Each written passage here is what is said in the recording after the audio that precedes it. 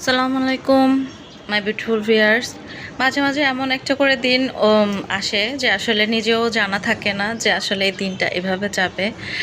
তো সেমনই একটা দিন আজকে আমার। আমি আসলে কখনোই কল্পনা করিনি যে আমি পরবর্তী দিন সকালবেলা এরকম একটা হুট করে ডিসিশন নিয়ে নেব।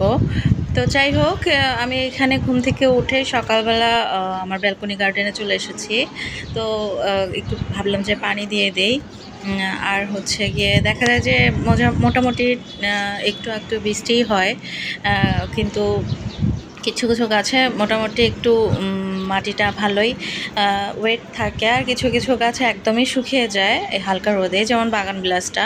এর গোড়াটা শুধু শুধু খুব তাড়াতাড়ি শুকিয়ে যায়। জানি না আদৌ এর ফুল কবে আসবে। আর হচ্ছে আমি তো সুন্দর করে পানি দিয়ে দিলাম। আমার একটা জায়গায় যাওয়ার আছে আজকে। তো শুভ সকাল সবাই, কেমন আছেন? দূরে কাছে যে যেখান থেকে আমার আজকের ব্লগটি করেছেন, আশা করছি সবাই ভালো আছেন, সুস্থ আছেন। আমি আল্লাহর রহমতে অনেক ভালো আছি।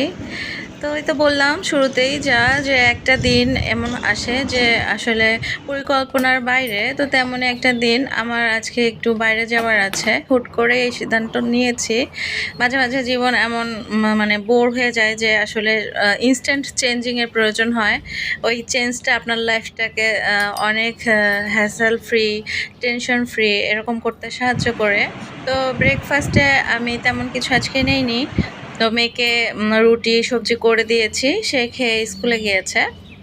আর আমি এখানে একটু মিড মর্নিংয়ে আইসক্রিম নিয়ে নিচ্ছিলাম, জাস্ট রিফ্রেশিংয়ের জন্য। মাঝে মাঝে তো এক যে খাবার ফাঁকে ফাঁকে একটু এরকম ঠান্ডা কিছু খেতে এই গরমে ভালো লাগে। আর লাঞ্চের জন্য আমি হচ্ছে এখানে একটু পোলাও করব আজকে। তো পেঁয়াজটা ভেজে নিয়ে আর আগে থেকে পোলাও চাল ভিজিয়ে রেখেছিলাম, সেটাই এখন ভেজে পোলাওটা রান্না করে নেব। সাথে থাকবে গরুর মাংস, কারণ আমি এক জায়গায় যাচ্ছি, তো সেখানে গিয়ে পৌঁছাতে গিয়ে আর রান্নাটা আজকে করা হবে না। তা ভাবলাম যে এখান থেকে একটু রান্না করে নিয়ে যাই পোলাও মাংস, তাহলে আমার ওখানে গিয়ে আর টেনশন করতে হবে না। তো ভিডিওটা যারা এখন পর্যন্ত আমাকে শুনছেন, প্লিজ একটা লাইক দিয়ে ভিডিওটা কন্টিনিউ করবেন। আর হচ্ছে এখানে আমি পোলাওটা ভেজে নিচ্ছি। প্রায় ভাজা হয়ে গেছে। আপনারা তো সবাই জানবেন আমার গুণী আপুরা যে পোলাও চালটা যত বেশি ভাজা হয় তত বেশি টেস্টটা ভালো লাগে। আর এখানে আমি গরুর মাংস বসিয়ে দিয়েছি আরেকটা চুলোতে, আলু দিয়ে গরুর মাংসের মাখা মাখা ঝোল, সাথে পোলাও। অনেক মজার কম্বিনেশন একটা, তাই না? তো যাই হোক, এখানেও আমার পোলাওটা হয়ে গেছে। আমার রান্না প্রায় কমপ্লিট। কদিন থেকে শরীরটা এমন করছে না, আমি ঠিক বলে বোঝাতে পারবো না। মানে যেমন মুড সুইং হচ্ছে, তেমনি শরীরও আপ অ্যান্ড ডাউন হচ্ছে। আর হচ্ছে এখানে একটু গাড়ির অপেক্ষা করছিলাম, তো ভাবলাম যে একটু কোল্ড কফি নেই, ভালো লাগবে। দুধটা জাল দেওয়াই ছিল, আর সাথে একটু আইস মিক্স করে জাস্ট কফি লিকুইড করে নিয়ে নিয়েছি। আর গাড়ির জন্য ওয়েট করছি। হয়তো বা একটু পরেই বেরোতে হবে, ফোন করবে নিচে নামার জন্য। তো যাই হোক, এখানে আলহামদুলিল্লাহ সব কাজ গুছিয়ে আলহামদুলিল্লাহ আমি আর আমার মেয়ে গাড়ি চলে এসেছে, আর আমরাও রওনা দিয়ে দিয়েছি আলহামদুলিল্লাহ। আমি আমার বাড়িতে যাচ্ছি।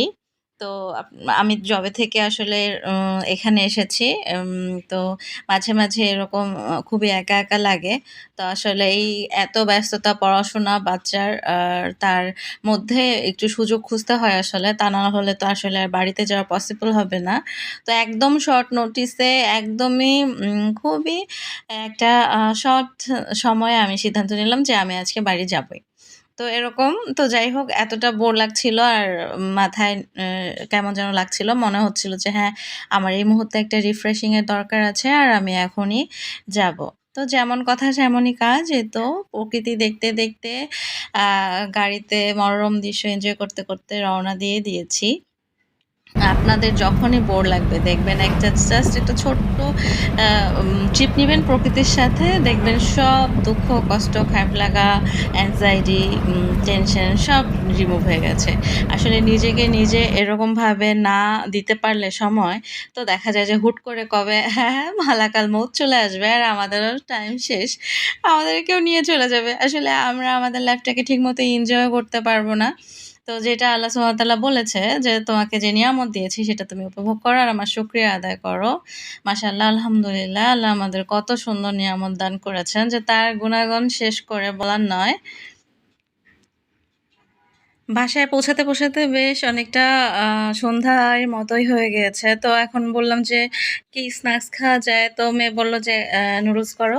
তো এই নুডলসই করে নিয়েছি। আর এখানে সন্ধ্যায় নুডলস খাচ্ছিলাম। আর রাতের ডিনারে তো কোনো চিন্তা নেই। আমি পোলাও মাংস রান্না করে নিয়ে এসেছি। তো রাতটা একদমই হ্যাসেল ফ্রি থাকবো। কোনো কাজের চাপ নেই। মাশাআল্লাহ। তো এখানে মা আর আমি আ মানে সরি মেয়ে আর আমি নুডলস এনজয় করতে দেখছিলাম আমাদের সেই জি বাংলা ফেভারিট সিরিয়াল। আসলে এটা তো আমাদের গৃহিণীর অনেক পছন্দের একটা ব্যাপার, তাই না? মুভি দেখা, তারপর জি বাংলা স্টার জলসা এসবের ড্রামা দেখা সুযোগ পেলেই। তো এই বাসায় যখন এসেছি আর যেহেতু সুযোগ আছে, ঘরে টিভি আছে, তো কেন দেখব না আরকি। এই ২ টা দিন বা ১ টা দিন যাই থাকি। তো এইভাবেই সময়টাকে এনজয় করি আলহামদুলিল্লাহ। তো রাতে একটু ওই তো ছাদে গিয়েছিলাম আপনাদের সাথে দেখাই একটা জিনিস, আমার ছাদে দেখেন কি সুন্দর কতগুলো নাকচাপা ধরেছে আর এত সুন্দর সুবাস ছড়িয়েছে আপনাদের কি বলবো। এতগুলো নাকচাপা আমার ছাদ বাগানে খুব কম আমি দেখেছি। আর যখনই ফোটে আসলে তো আমি সবসময় আসতে পারি না। তো মানে আমি এই সিনটা আপনাদের সাথে এনজয় করছি মাশাল্লাহ। আকাশে চাঁদ, নিচে নাকচাপার গন্ধ একদম মানে জমে ক্ষীর আরকি আলহামদুলিল্লাহ। তো আজকের ব্লগটা এই পর্যন্তই। সবাই ভালো থাকবেন, সবাইকে ভালো রাখবেন, দোয়াতে আমাকে মনে রাখবেন। আল্লাহ হাফেজ।